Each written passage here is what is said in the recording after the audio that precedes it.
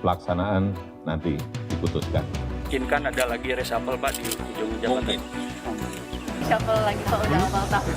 Jadi Pak, Kemarin kan keluarnya.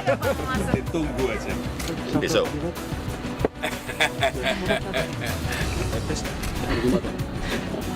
Bisa Jumat, bisa Senin, bisa Selasa, bisa Rabu. 4 kali sinyal reshuffle dari Presiden Jokowi hingga kini masih misteri. Sebagai pemegang hak prerogatif, Jokowi tampak tak mau buru-buru merombak kursi para menteri. Namun tensi hangat semakin tampak antara partai di lingkaran pemerintah, PDI Perjuangan, dan Nasdem.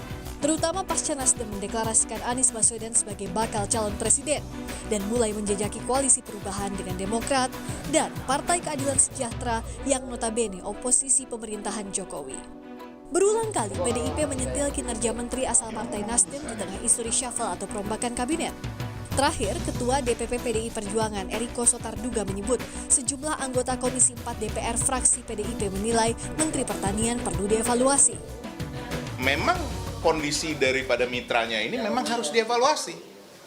Contoh mengenai data soal impor beras ini, pada akhirnya harus melakukan impor. Dan kita kan tidak boleh berspekulasi terhadap kedaulatan pangan. Itu memang murni, harus dievaluasi. Nah, mengenai apakah itu kewenangan daripada presiden sepenuhnya, itu kan kita tidak campuri. Itu hak prerogatif presiden. Menteri Pertanian Syahrul Yassin Limpo menanggapi dorongan PDIP agar Mentan dan para menteri Nasdem dievaluasi bahkan mundur dari kabinet Jokowi. Mentan menyebut dirinya berfokus kerja di lapangan. Kita ini menteri kerja aja. Aku itu di lapangan terus. meskipun ada dorongan-dorongan ini Pak. Semuanya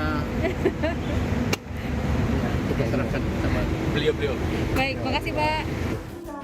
Sementara Menteri Komunikasi dan Informatika yang juga Sekjen Partai Nasdem, Johnny G. Plate menyebut jangan ada pihak seakan jadi presiden dadakan yang coba mengatur hak prerogatif presiden.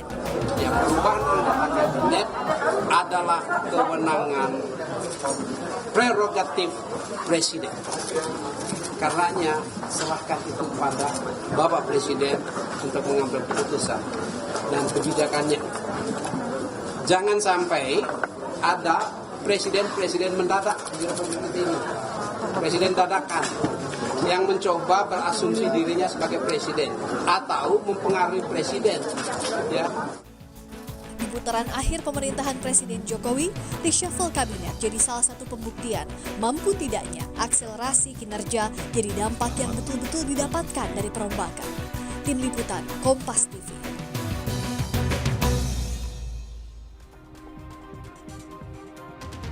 Saudara, jika bicara soal isu perombakan kabinet bukan hal baru, bukan pula hal yang jarang terjadi dan selalu penuh pertimbangan berbagai faktor. Kita lihat, saudara. Di periode kedua, Jokowi sudah 3 kali melakukan reshuffle, 22 Desember 2020, 28 April 2021, dan 15 Juni 2022. Mari kita lihat, saudara, susunan di reshuffle terakhir 15 Juni tahun lalu. Ada Zulkifli Hasan menjadi Menteri Perdagangan menggantikan Muhammad Lutfi. Lalu Hadi Cahyanto, Menteri Agraria dan Tata Ruang, Kepala Badan Pertanahan Nasional menggantikan Sofyan Jalil. Ada juga, saudara, Raja Juli Antoni, Wakil Menteri Agraria dan Tata Ruang.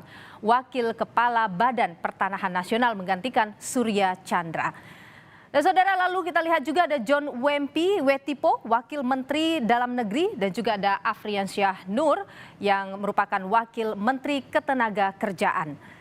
Saudara, yang menarik perhatian nama Zulkifli Hasan yang saat itu kembali lagi ke kabinet karena sebelumnya di 2019 PAN sempat mundur dari kabinet Jokowi pasca berbeda haluan dalam Pilpres kala itu. Pilihan politik memang tak bisa dilepaskan dari perombakan kabinet. Pertimbangan politik tak bisa dipisahkan dari tiap otak-atik kursi kabinet. Namun yang jelas sejumlah pekerjaan rumah menanti.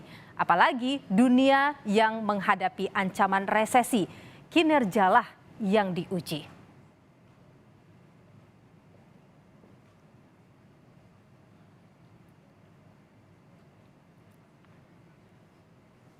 Tentu butuh kerja tim yang solid menghadapi tantangan di depan. Tak boleh terjebak hanya soal intrik politik. Demikian catatan Kompas TV hari ini.